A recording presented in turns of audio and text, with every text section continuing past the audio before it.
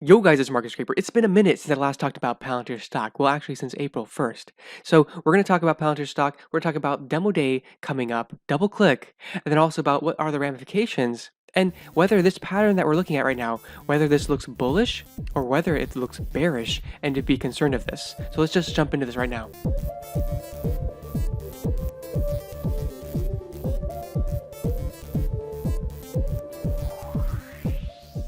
But before we jump into this video, if you get any value from this content, don't forget to put a smash down on that like button. It really helps this content, helps other people see this video, and if you haven't already, subscribe to this channel. It's free to do, and I'd really appreciate it. Okay, so Palantir stock right here.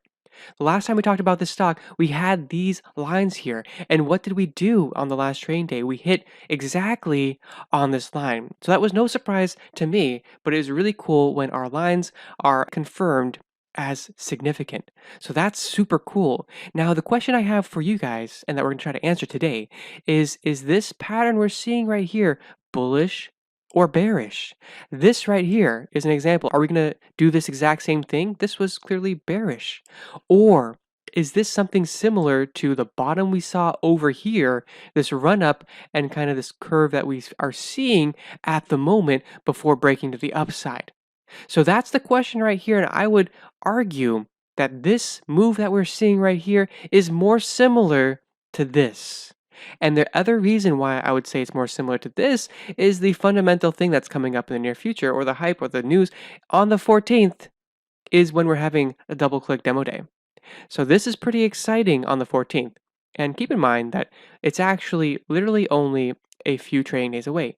We have the 12th, the 13th, and then the 14th. What happened on the last demo day? The last demo day was on the 26th. The two preceding days to the demo day were absolutely massive.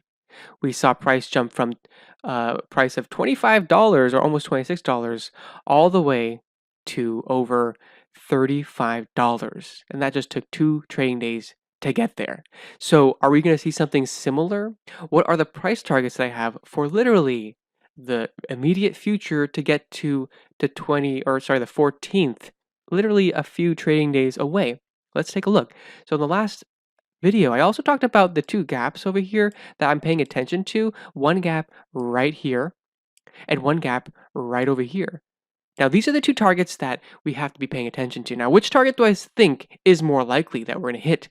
And also, one thing that's just really in line with everything that's going on right now is if we, let me just grab this up a little bit further here. If I take a look at the amplitude of this move right here, and I draw a line, this move right here, if I take this line and I bring this over here on the next day, so let's say we break out literally the next trading day, right? If we break out right here, where is this taking us? This is actually taking us exactly to our price target of this gap fill.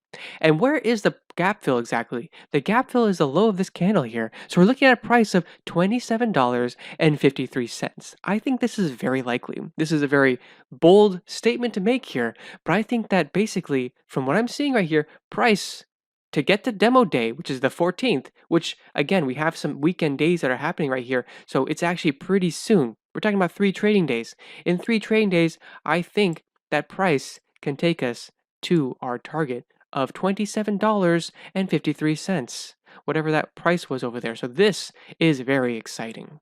And I think that in addition, like on the next trading day on Monday, come tomorrow, we're going to back test. We're going to gap over this trend line here. That's what I think. Keep in mind, obviously, when we had a similar thing happen over here, we did have a slight retracement over here before breaking out. But since we are coming really close to demo day, I'm thinking that we gap over tomorrow, retest though this trend line here, making sure we fill this gap as well. And then we're going to break out to the upside. So that's what I think. That's kind of what I would expect. But since we are happening to demo day pretty closely, I'm also expecting a pretty big run up coming the next 2 candles to the demo day. So that's what I'm seeing at the moment for Palantir stock. There's a few things lining up with not only the technical amplitude of this breakout, assuming we break out, of course, and don't get rejected off of here, where we have made the argument that this pattern here is looking more similar to a breakout pattern than similar to basically retesting this line and failing. This is also the third test here. So when we get more tests on a line, the more likely we are to break out to the upside. Also, I just think that we tested the downside so many times and we had ample opportunity to break down to the downside. And honestly speaking, breaking down to the downside would not have been surprising. I thought we were going to go to 17 and 15. That was before I saw Auntie Kathy just buy the effing dip on this stock repeatedly. So I thought we would, but then I saw her just buying the effing dip constantly. And I think basically the downside is in. We can't go to the downside. We've tried so many times and we've tried in the past. Basically, if we tried so many times in the past, why didn't it just happen already? That's my initial thoughts. If we have a broader market pullback or crash, clearly Palantir stock would go down as well.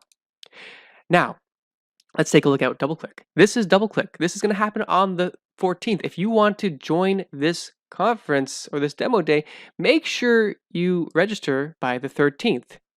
And so this is going to be really exciting to watch. Not only do we have DoubleClick demo day, we also need to be aware of all the different catalysts that are also occurring right now.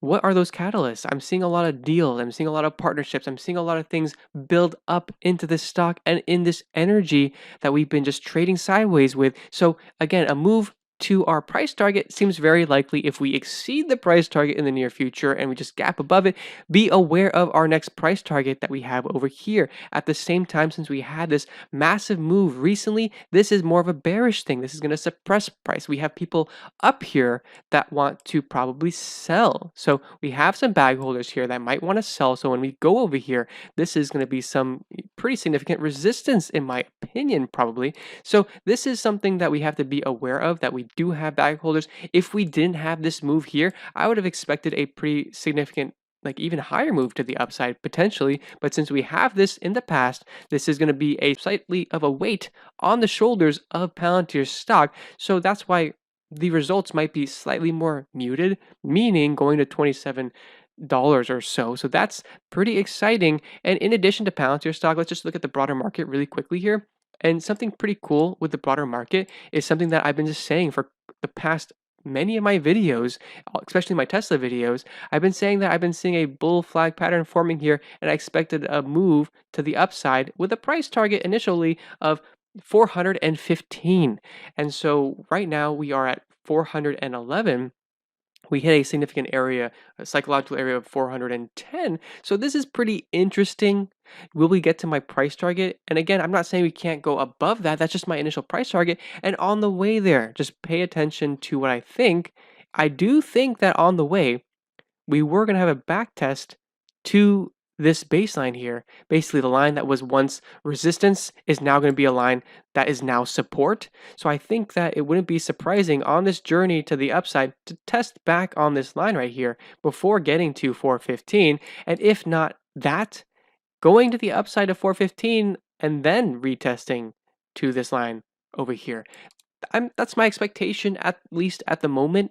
So be aware of that and be aware of the downside that we could have in the near future. But this kind of impulsive move is exactly what I thought would happen. I thought we would have an impulsive move getting up to 415 pretty quickly, having this rip your face off kind of rally. The strength that I've been seeing across the market, I've been seeing so many different sectors increasing in value and recovering in such a rapid rate that it is very bullish on the stock market, even though us retail investors are feeling a little pain in the growth side of things, but the broader market in general is recovering very well and having a broad market thrust, which is very bullish. To see more sectors go up, is that bullish? Or to see only a few sectors go up pulling the market, is that bullish? No, it's actually more bullish to see more sectors going up. It's actually a little bit bearish when you only see a few sectors really pulling and dragging up the market, like we arguably saw early on in this recovery.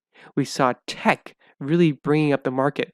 Now that we see a lot of different sectors bringing up this market, this is even more bullish of a sign. So that's why I remain bullish on the stock market. I am, of course, bullish on cryptocurrency as well right now, especially with Coinbase IPO. I'm super excited this week to see what happens there. I've been buying more and more crypto lately, especially on the recent dip. I even bought some shares in Voyager Digital. So I'm pretty excited about this coming week, especially with all the things that are happening in the market, especially with Palantir stock. Well, I'm going to end this right here. I hope you guys got some value from this content. If you haven't already, smash that like button, subscribe to this channel for more content like this, and I'll catch you guys in the next one.